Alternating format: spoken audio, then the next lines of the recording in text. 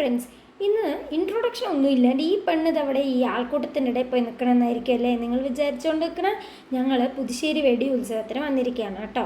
ഈ get ready with me എടുത്ത് time കളഞ്ഞതുകൊണ്ട് എന്നെ നിധിക്കുട്ടീനെയും ശിനുവേട്ടൻ വാരിക്കൂട്ടി വേഗം കോയമ്പത്തൂരിനടുത്ത് ഇവിടെ കൊണ്ടുവന്ന് ഇട്ടു. ഓക്കെ, ഇവിടെ വന്ന് നോക്കുമ്പോൾ ഗൈസ് ഞാൻ കരിഞ്ഞിട്ട് പാറി. വെയിലോ ഒടുക്കത്തെ വെയിൽ. ഇത്ര ചൂടില്ല കേട്ടോ നമ്മുടെ കോയമ്പത്തൂർ. ഞാൻ കറുപ്പ് ഡ്രസ്സും കൂടി ഇട്ടതുകൊണ്ട് പൂർത്തിയായി ഗൈസ് ചൂട്. അമ്പലത്തിലെത്തി ഇത് കമ്പം തൊട്ട് തൊഴുകയാണ് കേട്ടോ. ഇപ്രാവശ്യമാണ് ഈ കമ്പത്തിൻ്റെ അടുത്ത് ഇതേമാതിരി ഭസ്മമൊക്കെ ഇട്ട് കൊടുക്കുന്നത്. കഴിഞ്ഞ വർഷമൊന്നും ഉണ്ടായിരുന്നില്ല. ഈ കാണുന്നത് ഇവിടുത്തെ വഴിപാടിനാണ് കേട്ടോ. അതായത് കൈ, കാല്, ആൾരൂപം, തല, വീട്, തൊട്ടി, അങ്ങനെയൊക്കെ സംഭവങ്ങളാണിത്. ഓക്കെ, ഇത് നമ്മളിവിടെ കൊടുത്തു കഴിഞ്ഞാൽ നമുക്ക് അടുത്ത വർഷം പുതുശ്ശേരിയുടെ ആകുമ്പോഴേക്ക് നമുക്ക് ഇപ്പോൾ കൈകാലൊക്കെയാണ് കൊടുത്തിരിക്കുന്നത് വെച്ചാൽ നമ്മുടെ കൈകാല് വേദനയൊക്കെ മാറും. വീട് കൊടുത്തിരിക്കുകയാണെങ്കിൽ വീട് വയ്ക്കാൻ പറ്റും. പിന്നെന്താ തൊട്ടിലാണ് കൊടുത്തിരിക്കുന്നത് വെച്ചാൽ കുട്ടി ഉണ്ടാവും എന്നുള്ളതൊക്കെ ഒരു വിശ്വാസമാണ്. അപ്പോൾ ഇതിവിടുത്തെ മെയിനായിട്ടുള്ള ഒരു വഴിപാടാണ്. അപ്പോൾ നമ്മളിതെല്ലാം കഴിഞ്ഞ് ഞങ്ങളിതേ പൂരപ്പറമ്പിലൊരു ചുറ്റൊക്കെ ചുറ്റി ശിനുവേട്ടൻ്റെ വല്യമ്മയുടെ മോൻ്റെ അങ്ങോട്ട് പോയിക്കൊണ്ടിരിക്കുകയാണ് കേട്ടോ. ഇന്ന് അവിടെയാണ് നമ്മുടെ സ്റ്റേ. അപ്പോൾ അവിടെ നിധിക്കുട്ടി ഭയങ്കര ഹാപ്പി ആയിരിക്കും. കോയമ്പത്തൂർ നിധിക്കുട്ടിക്ക് കളിക്കാൻ ആരുമില്ല, ബട്ട് ഇവിടെ വരുമ്പോൾ രണ്ടുപേരുള്ളത് കൊണ്ട് അവൾ ഭയങ്കര ഹാപ്പിയാണ്. ഞങ്ങളിവിടെ എത്തിയപ്പോൾ ചേച്ചിയായിരുന്നു എല്ലാവരും ഭയങ്കര ഹാപ്പിയായി, ഞങ്ങൾ ഭയങ്കര ഹാപ്പിയായി.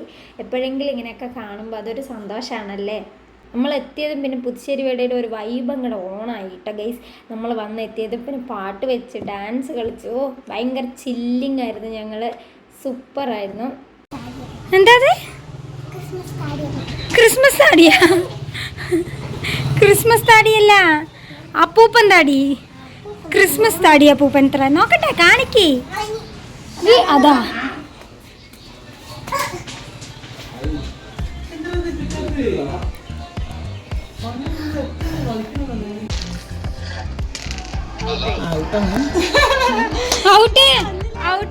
പിന്നെന്ത്.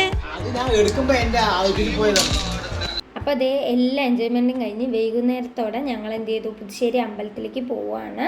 തിക്കും തിരക്കും കൊള്ളാൻ വേണ്ടി മാത്രമാണ് ഗൈസ് നമ്മൾ ഇന്ന് പോകുന്നത്. ഫുള്ള് എനിക്കാണെങ്കിൽ ഇപ്പോൾ ഭയങ്കര പേടിയാണ് ആനേനെ. കാരണം എവിടെ പോയാലും ആന ഇടയിലാണ്. അപ്പോൾ അതുകൊണ്ട് ഭയങ്കര പേടിച്ചിട്ടാണ് ഞാൻ നിന്നത്. ശിനുവേട്ടൻ നിധിക്കുട്ടി നല്ല രീതിയിൽ എൻജോയ് ചെയ്ത്, ഞാൻ തിരക്കിൻ്റെ ഇടയിൽ തിരക്ക് കൊണ്ട് പാറി ഗൈസ്.